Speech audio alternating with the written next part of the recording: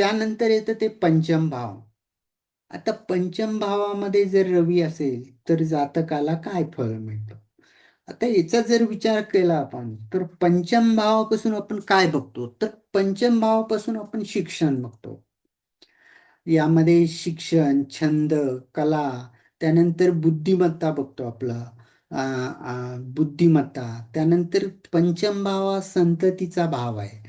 म्हणजे आपली संतती कशी असेल, म्हणजे आपले मुलं वगैरे कसे असतील, त्यांचा स्वभाव वगैरे कसा असेल, ते आपल्याला सांभाळेल की नाही सांभाळेल, हे आपण पंचम भावातून बघितलं जातं.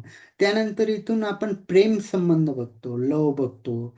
प्रेमाचा जो काही विषय असतो तो आपण हा पंचम भावातून बघत असतो. त्यानंतर आपण इथून छंद बघतो, कला बघतो, स्पर्धा बघतो, स्पेक्युलेशन बघतो. तर अशा प्रकारे पंचम भावातून या गोष्टी सर्व आपण बघितल्या असतात. आता पंचम भावात जर रवी असेल तर हे उत्तम बुद्धिवान व नेतृत्व गुण असणारे व्यक्ती असतात. हे लोक फार हुशार असतात.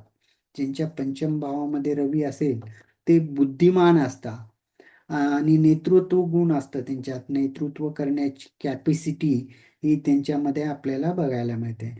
त्यानंतर यांची शिक्षणात प्रगती होते. त्यानंतर प्रशासकीय यश मिळतं.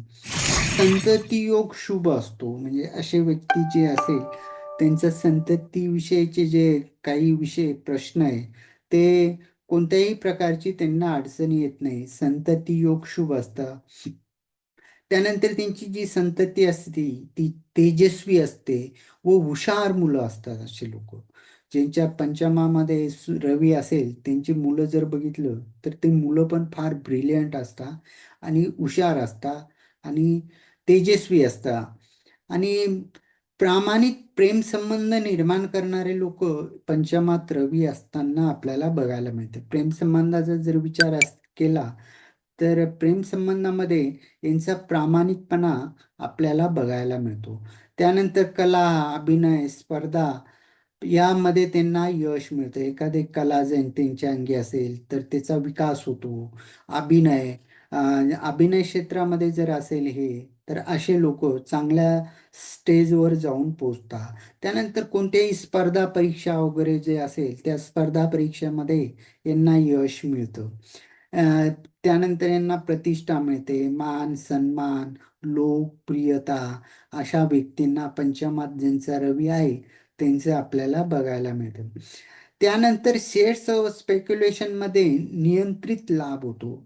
जे आपण इथून शेअर मार्केटचा पण विचार केला जातो.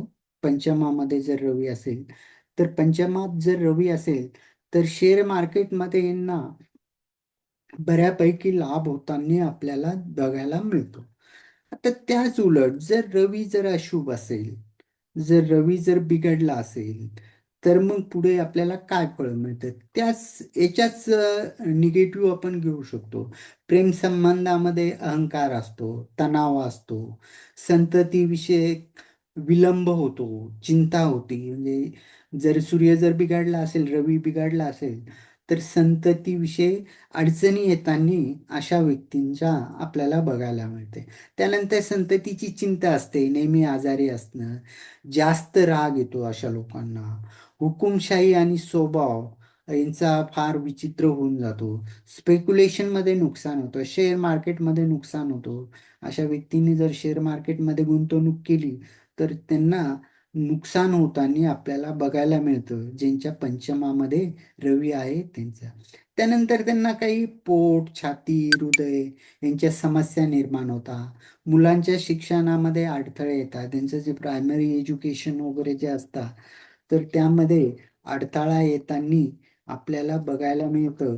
ज्यांच्या पंचमामध्ये रवी आहे अशा व्यक्तींना आपल्याला अशा अडचणी येताना बघायला मिळतं. त्यानंतर